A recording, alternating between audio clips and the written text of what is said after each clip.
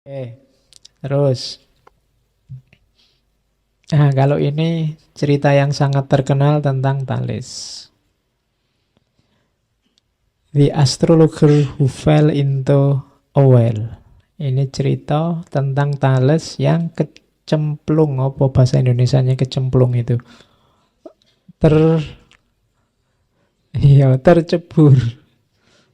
Jungkel-jungkel, mlebu sumur. Jadi ini yang cerita filosof juga mungkin, namanya Aesop. Ini ada di Aesop Fable. Yang belajar filsafat pasti pernah dengar nama ini.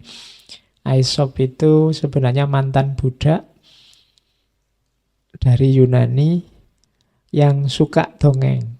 Dia dongeng macam-macam, biasanya tentang hewan-hewan, termasuk ya beberapa tentang manusia.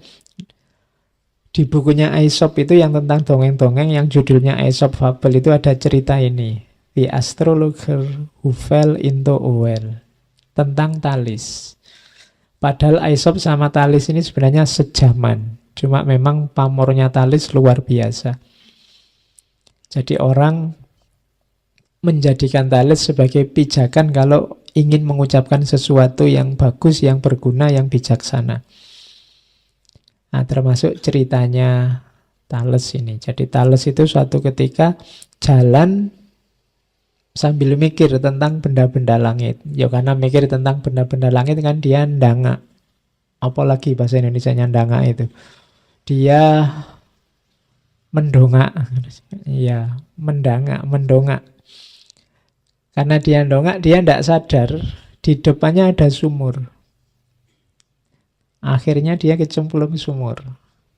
Terus ada perempuan yang melihat dia masuk ke sumur, diketawain. Katanya perempuan itu, "Wahai Thales, bagaimana engkau menguasai pengetahuan tentang langit di atasmu, sementara kamu tidak mengerti apa yang ada di bawah kakimu?" Kalimat ini nanti banyak dipakai untuk mengkritik orang yang pikirannya tidak membumi.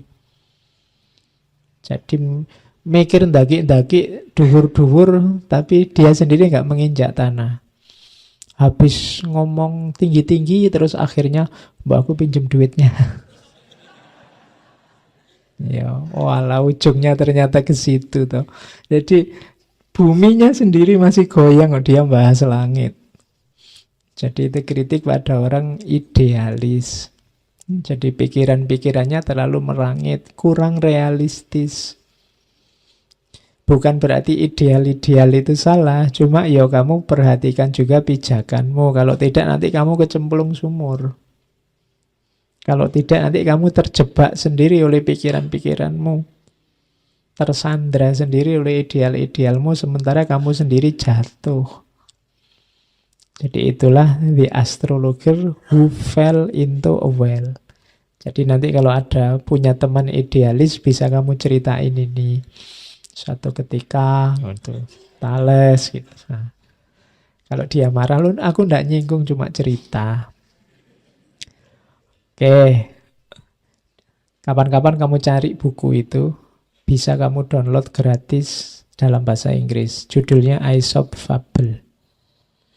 Cerita-cerita, mungkin beberapa beredar di antara kita. Misalnya cerita yang saya ingat itu ada cerita rubah dan buah anggur. Itu kan kalian ngerti. Suatu ketika ada rubah yang mau ngambil buah anggur, tapi dia loncat bolak-balik nggak kena-kena.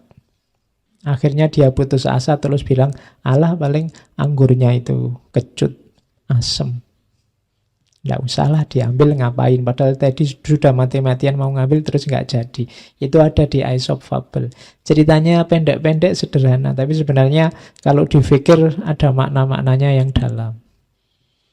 Kayak rubah yang ngambil anggur itu kan kayak kalian yang mungkin ngejar-ngejar apa, atau ngejar-ngejar siapa, nggak dapat-dapat. Terus bilang, "Alah, paling dia juga cantik-cantik, paling hatinya jelek." Ah,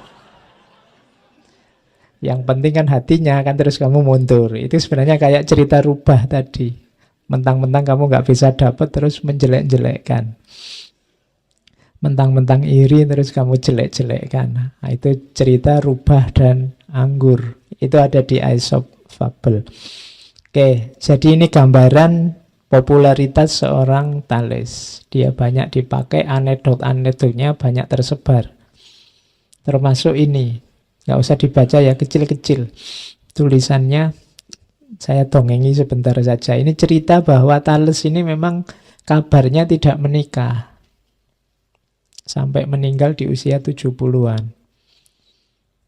Jadi, satu ketika ada temannya Solon. Solon ini filosof juga, pejabat juga zaman itu. Termasuk 7 orang bijaksana juga. Satu ketika Solon ini main ke rumahnya Thales. Karena sama-sama filosofnya. Setelah diskusi lama, terus Solon ini tanya pada Thales. Thales, kamu kok nggak menikah? Kok nggak punya anak? Kok nggak kayak saya nikah, saya punya anak. Terus Thales, ya nanti pertanyaanmu akan terjawab, tapi tidak sekarang. Terus Solon jalan-jalan di kota Miletus, tiba-tiba ada anak muda dari Athena. Solon ini kan dari Athena. Menemui Solon.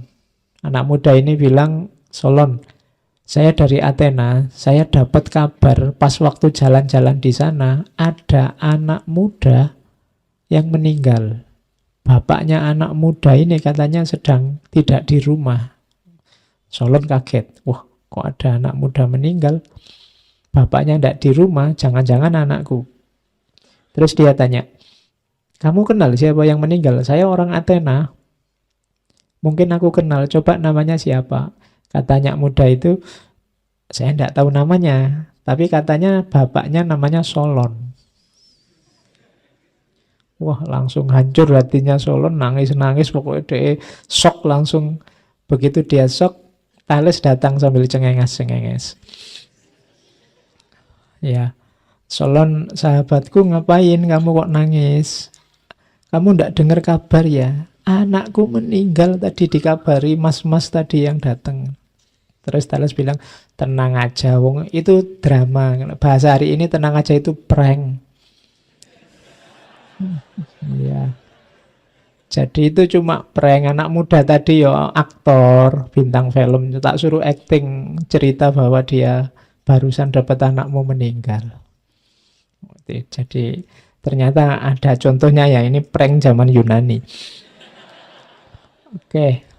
Nah, itu loh jawabanku, katanya Thales. Jadi aku ndak siap punya istri, punya anak, kemudian aku jadi lemah karena istri dan anak, kemudian aku ndak bisa lepas dari mereka. Jadi bukan karena aku ndak ingin atau ndak sayang, justru karena aku sangat sayang, aku ndak sanggup sampai punya anak. Makanya kalimat quote terkenal dari Thales itu, I did not become a father because I'm fond of children. Aku ndak mau dan tidak jadi ayah karena aku sangat menyayangi anak-anak.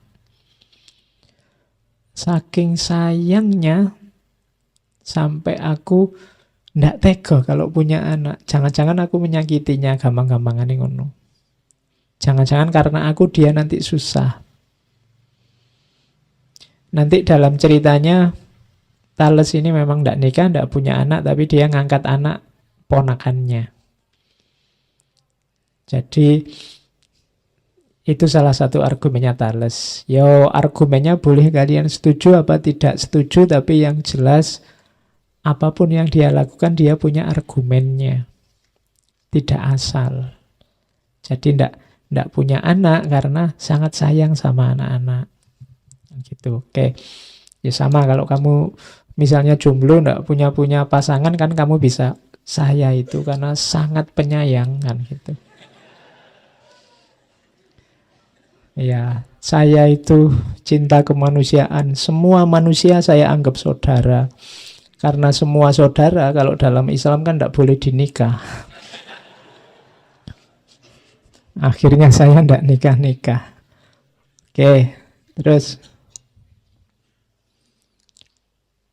Ini satu ketika ada yang menguji Thales.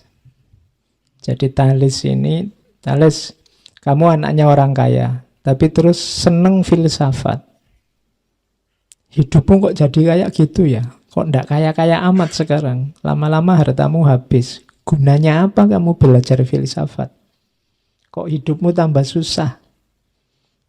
Akhirnya Thales, oke ya, saya buktikan manfaatnya berpikir, manfaatnya menganalisis. Akhirnya Thales praktek, coba dia kemudian membaca musim, menganalisis situasi perdagangan, menganalisis situasi pertanian. Kemudian dia memprediksi bahwa beberapa bulan ke depan musim akan mendukung terjadinya panen zaitun yang luar biasa. Setelah memprediksi begitu, terus Thales pesan alat untuk mengolah zaitun jadi minyak. Alat pengolah itu dia pesan sebanyak mungkin, karena pesan banyak dia dapat harga murah. Dia tunggu sampai panen. Begitu panen besar, luar biasa, beneran terjadi panen. Yang untung banyak si Thales, karena banyak orang terus menyewa alatnya dia. Dia tidak punya sawah, tidak punya tanaman, tapi hanya punya alatnya. Tapi malah dia kaya dari menyewakan alat. Orang pada ngantri karena saat itu tiba-tiba panen luar biasa. Terus dia jadi kaya. Terus bilang sama temannya, nah kan ini gunanya filsafat. Kalau sekedar ngejar kekayaan saja gampang. Itu contohnya ya, contoh gampangnya dari Thales. Bahwa justru hidup mapan, hidup baik, hidup tertib itu kan kuncinya orang sejahtera. Tidak boleh dibalik. Saya kaya dulu apa baru pinter, tidak bisa. Ya kamu pinter dulu baru kaya.